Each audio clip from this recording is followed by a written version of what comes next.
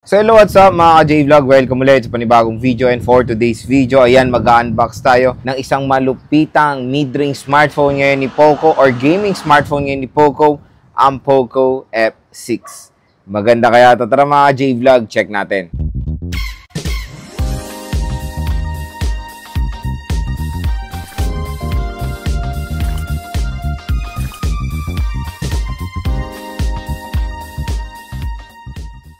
So yun nga mga J-Vlog, may bagong labas na smartphone si Poco, which is the Poco F series.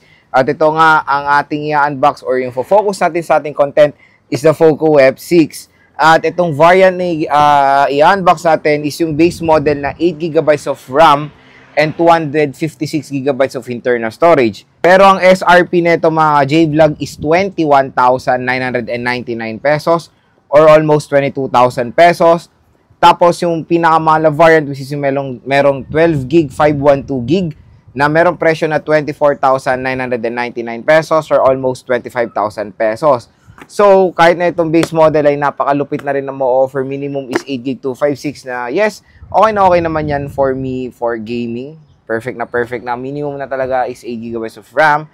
At kung interesado nga kayo dito, ilalagay ko po yung link nito sa description box. At ang maganda, sa Shopee mo kuha nyo pa po ito sa official store ni Xiaomi or ni Poco ng mas bababa sa kanyang SRP. So, check nyo na yung link nito sa description kung interesado kayo mag-purchase ng Poco F6. At yung color ni unbox natin for today is color black. Ayan siya. So, tara mga ka-J-Vlog, samahan nyo i-unbox itong napakalupit na Poco F6. So, yan. Unbox na natin itong Poco F6. So, yung box ng Poco ay ganoon pa rin naman, hindi pa rin naman nagbabago. So, plain box, plain black box na merong Poco logo dyan. Ayan yung model, Poco F6. Ayan yung gilid with favorite Google Apps. So, chinek ko na rin to, syempre. Upon receiving, chinek ko siya kaya na-open na siya or wala na siya sa plastic. So, yung color na unbox natin is color black, 8GB of RAM, and 256GB of internal storage. Open na natin itong si Poco F6. Ayan. Bam. Hubungan sa atin yung Poco. Mamaya na to. Ito yung unit mga ka-J-Vlog. Meron tayong mga quick specs dito sa kanyang box. Meron siyang, ito maganda dito, flagship na chipset na Snapdragon 8S Gen 3. So, 8 series na to. So, expect nyo na mabilis talaga tong chipset na to. Crystal resolution 120Hz, flow AMOLED display, nice. 90 watts turbo charging and 50 megapixel camera with optical image stabilization. So, tingnan mo natin yung content ng box. So, syempre, sad to say, absent na talaga si paring earphone sa mga mid-range smartphone. Expect nyo na yan. Meron tayo ditong Type-C cable at sad to say, yung dulo nito is, pa rin, Type-A. So, sana ginawa nilang C since turbo charging naman na to, di ba? Para C2C na sana. Pero okay pa rin naman yan since naka-optimize naman to sa fast charging ni Poco. Expect nyo na mabilis pa rin yan kahit na hindi siya C yung dulo. So 90 watts, ayan, designed by Xiaomi. So expect nyo napakatuling mag-charge dito kahit na napakalaking battery capacity. So next, tingnan natin yung content dito sa mga manuals. Siyempre, dito si BBC Eject Tool at ayan mga ka-J-Vlog. Present na present si Maring Jelly Case at maganda si Maring Jelly Case ha. Hindi siya plain. Uy, parang sa mga Poco X6 series, di ba? Ganito rin black na hindi na siya plain na transparent. So, magandang move naman yan sa Poco na mas pinaganda na nila si Maring Jelly Case. So, matte na jelly. Meron tayong Poco logo diyan, mamaya lagay natin 'yan. Of course, meron tayong mga instruction manual. So, yun lang naman. Very simple. Siyempre, next, let's proceed to the main event, yung napaka-astig na Poco F6. So, ito na siya mga ka-J-Vlog, the Poco F6, flagship Snapdragon chipset. So, tingnan natin yung color niya in color black. So, in 3, 2, 1. So, yan na mga ka-J-Vlog, ang Poco F6 in color black.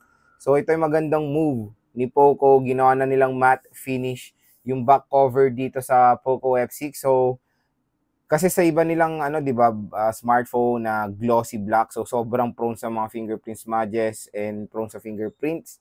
So, dito okay na matte finish. So, kahit hawak-hawakan yan, hindi na yan prone sa mga fingerprint smudges. So, napakalinis tignan nitong Poco F6.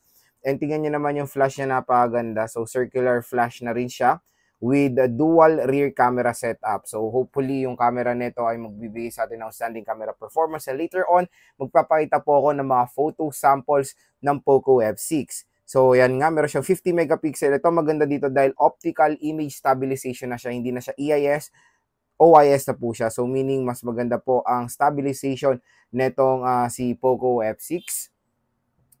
Matte overall, walang any glossiness. Yun naman na maganda dito. Finally, tinanggal nila yung mga 5G branding dito dahil matik naman, mga mid-range smartphone ngayon na ganitong mga presyo ay wala na pong 4G, puro 5G na. So, dito sa right side is meron tayong power button and yung volume rocker. Sa taas naman ng smartphone, meron tayong IR blaster, microphone, and speaker grills. Sa left side, wala tayong makikita. Sa baba naman ng smartphone, nandito na po yung SIM tray, microphone, Type-C, at speaker grills ulit. So, dual stereo speaker siya. Pero tingnan natin kung expandable ba ang storage ng Poco F6. Uy, natumalsik pa. So, ayan mga ka-J-Vlog. Sad to say, hindi na po siya expandable. Wala siyang dedicated slot for the micro SD card. So, meron tayong SIM 1 and SIM 2 slot. Dual SIM naman siya. So, okay naman din. Yun na rin ngayon ang nai-eliminate sa mga ganitong presyo ng smartphone is hindi na po expandable ang storage dahil usually ay matatasa po ang mga in-offer na storage. Minimum is 256 gigabytes na and 512 or 1 tera. So, hindi na kasi kailangan din yung memory card. So, yan. In-eliminate na nila. And sa bibili netong Poco F6, good news dahil meron na siyang pre-installed na screen protector out of the box. So, open na natin si Poco F6.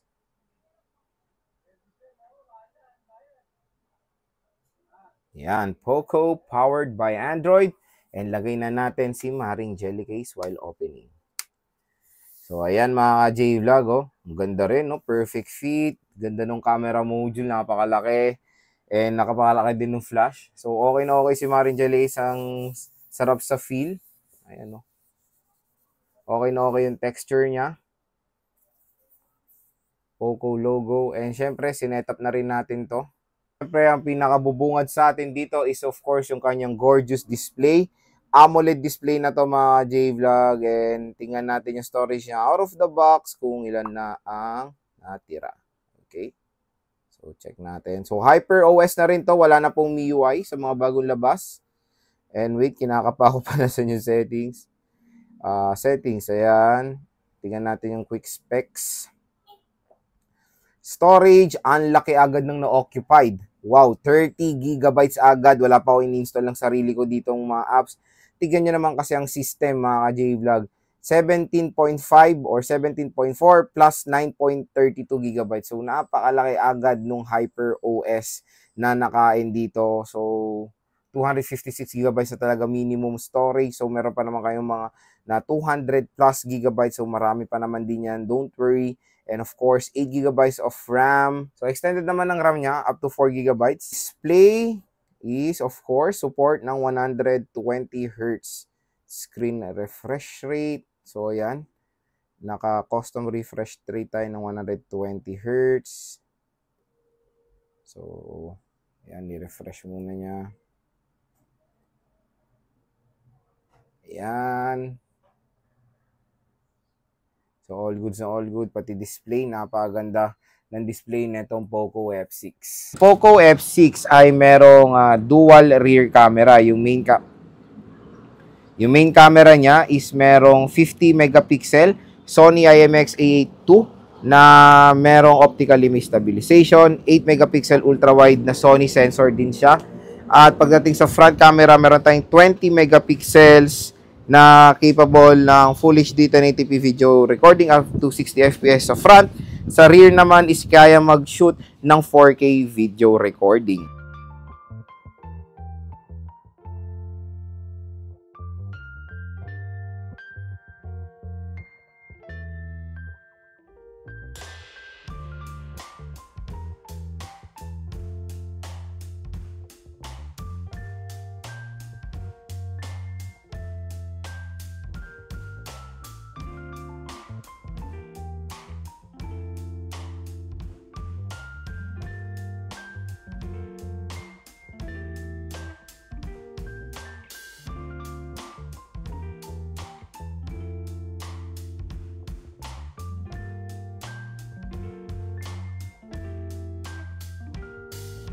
Screen naman si Poco F6 ay meron 6.67 inches.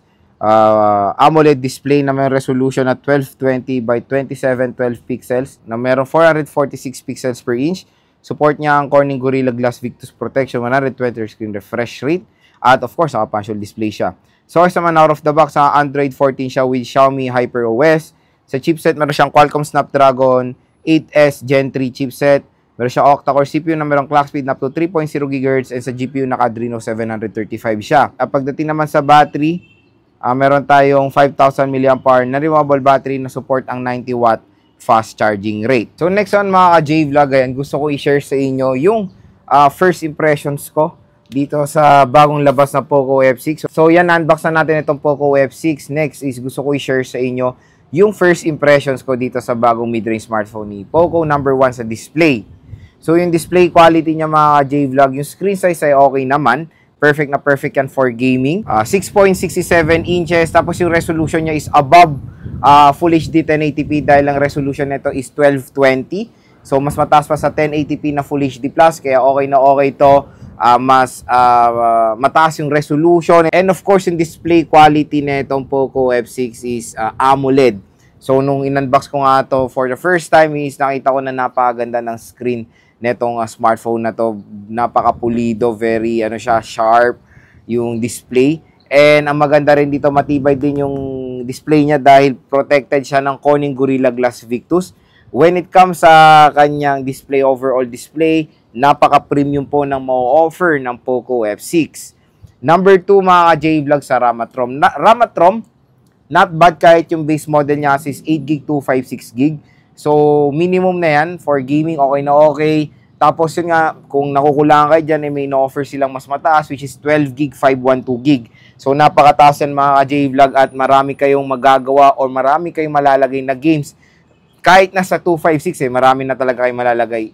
Pero ito yung napansin ko, napakalaking kumain ng storage agad out of the box yung HyperOS dahil almost ata 30GB na agad ang nakain netong smartphone na to out of the box. Pero yon, when it comes naman sa storage, 200 plus, malaki pa naman. Pero kung mapapansin nyo, ang laki talaga kumain ng system storage. Imagine nyo na lang pag ang storage nito is 120GB, diba? 98GB na lang available. Imagine mo, 64GB pa. Kaya talaga minimum na sa mga mid-range ngayon is 256. Dahil minsan yung OS update nila, napakalaki po kumain ng storage niyan. Number 3 sa OS. So yung OS nga neto is hindi na MIUI mga J-Vlog. So bagong-bagong labas na HyperOS.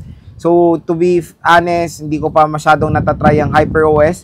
Pero yon, mas magandang meron tayong bagong na-experience sa OS from Xiaomi. So nalimutan nila yung MIUI at HyperOS na. And hopefully mas stable ang HyperOS sa MIUI. And ang magandang balita, Android 14 na po itong smartphone na to out of the box. Number 4 mga J-Vlog sa chipset. So, yung presyo niya kaya ganito dahil flagship chipset ang nilagay ng Poco dito, which is the Qualcomm Snapdragon 8S Gen 3 chipset na merong 4 nanometer yan. Napakaliit lang. So, to be honest, hindi ko pa natatry yung Snapdragon 8S Gen 3. Pero natry ko na yung Qualcomm Snapdragon 8 Gen 3 chipset. So, sa S24 Ultra.